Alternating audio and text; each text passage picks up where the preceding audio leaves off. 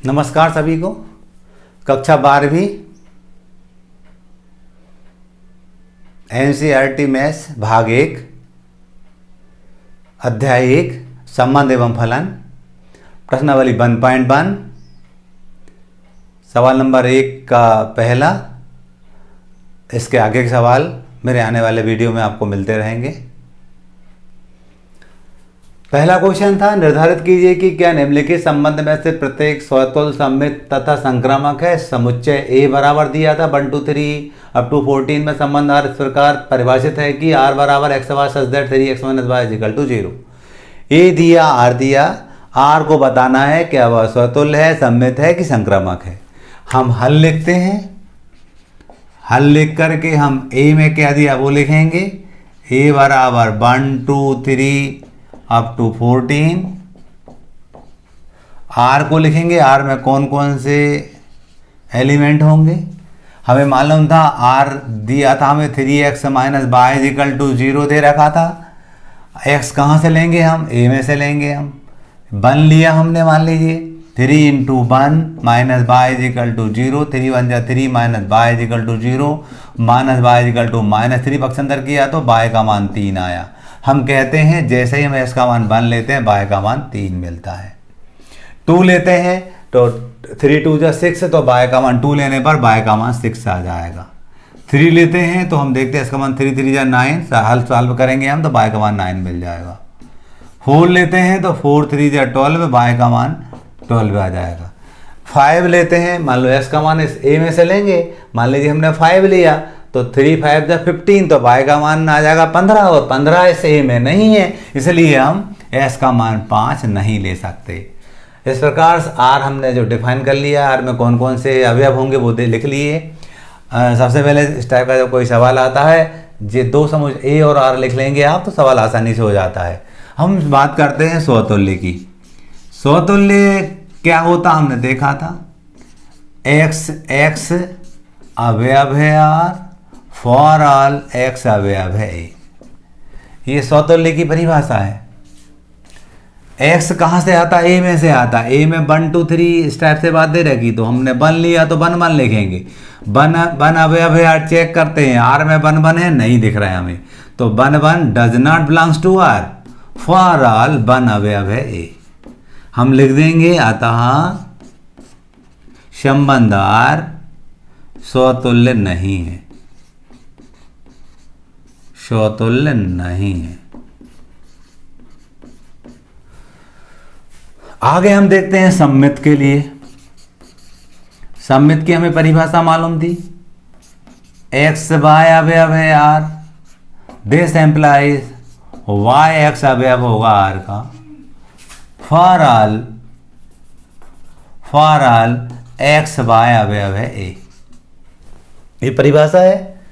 x y मान लीजिए हमने यहाँ 1 3 लिया, 1 3 अवयव है R, दिस एम्प्लाइज 3 1, देखा 3 1 इसके अंदर नहीं है, 3 1 does not belongs to R, for all 1 3 अवयव है A।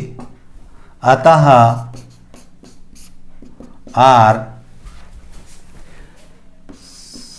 सममित नहीं है। इसी प्रकार से हम देखते हैं संक्रामक। तो हमें संक्रामक की डेफिनेशन मालूम है, x y अवयव है R, कामा y z अवयव है R, this implies x z अवयव होगा R का, for all x y z belongs to A। ये परिभाषा है संक्रामक की हमारी।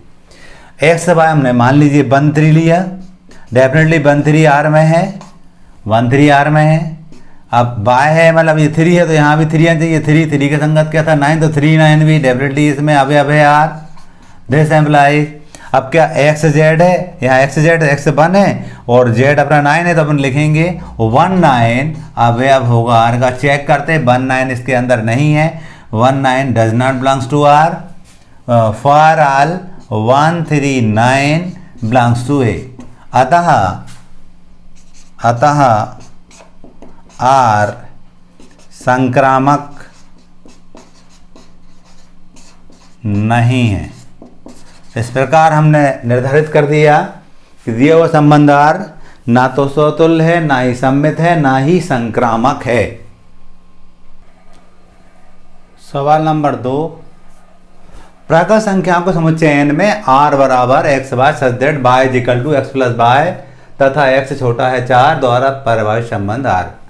हल लिखेंगे हम। इसमें भी निर्धारित करना है कि ये स्वतुल्य है, सममित है, संक्रामक है। हल लिखा हमने, n दे रखा था हमें प्राकृत संख्याओं को समुच्चय n बराबर 1 2 3 4 5 प्लस शो ऑन। ये r क्या था हमारे पास, r दे रखा था y is equal to x plus 5, y is equal to x plus 5 दे रखा था। x का मान हम क्या करेंगे, x छोटा है 4 से, न x का जो मान है वो हम 1 2 3 तक लिखेंगे। x का मान हम 1 लेते हैं तो 1 प्लस 5 6 आ जाएगा। 2 लेंगे हम तो 2 धन 5 7 हो जाएगा। 3 लेंगे तो 3 धन 5 8 हो जाएगा। 4 ले नहीं सकते क्योंकि x का मान छोटा है 4 से दे रखा था। तो हम कहते हैं जैसे ही हम 1 लेते हैं x का मान तो y का मान 6 मिलता है, x का मान 2 लेते हैं y का मान 7 मिलता है, x का मान 3 लेते हैं y का मान 8 मिलता है। इस टाइप से हमने r को भी डिफाइन कर लिया। r में कौन कौन से होंगे वो निकाल लिया। हम बात करते थे स्वतुल्य की, अभी लिखा था पिछले सवाल में हमने स्वतुल्य की परिभाषा, x x अवयव है r फॉर ऑल x अवयव है a नहीं, अब यहाँ पर n है तो हम यहाँ पर n लिखेंगे। पिछले वाले में a था, हम x मतलब इसके अंदर से लेंगे 1। अब 1 लिया तो 1 1 अब देखते 1 1 इसके अंदर नहीं है, 1 1 तो 1 1 does not belongs to all लिख देंगे। फॉर ऑल 1 अवयव है n, अतः r स्वतुल्य नहीं है। अब हम सममित चेक करेंगे। सममित की हमें परिभाषा मालूम थी, x बाय अवयव है r, this employees y x अवयव होगा r का। फॉर ऑल x बाय अवयव है n, क्योंकि ये n है इसलिए हमने n लिया। पिछले वाले में a था तो a लिया करते थे। अब हम यहाँ देख रहे हैं 1 6 अवयव है r, ठीक है। यहाँ देखते हैं 6 1 इसके अंदर नहीं है, 6 1 does not belongs to r। For all 1 6 अवयव है n, अतः r सममित नहीं है। आगे चलते हैं संक्रामक।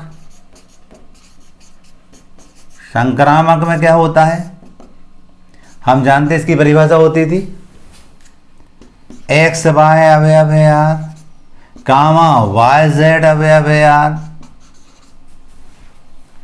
दिस एम्प्लाइज x z अवयव होगा r का। For all x y z अवयव है n। इस संक्रामक की परिभाषा लिख दी हमने। x बाय हमने लिया, मान लीजिए 1 6 है और 1 6 लिया हमने। 1 6 अवयव है किसका, r का है 6। अब ये बाय है तो बाय मतलब 6 है तो 6 लिखेंगे। और 6 जैसे ही हम यहाँ x की जगह 6 रखते हैं 6 और 5 11 हो जाएगा। ऐसे यहाँ 6 लिखते हैं, 6 और 5 11 हो जाएंगे। तो 11 ये अवयव नहीं है r का। This implies 1 11 does not belongs to r। For all 1 6 11 अवयव है n, अतः r संक्रामक नहीं है। इस प्रकार हमने देखा दिया हुआ संबंध r स्वतुल्य, सममित, संक्रामक तीनों ही नहीं है।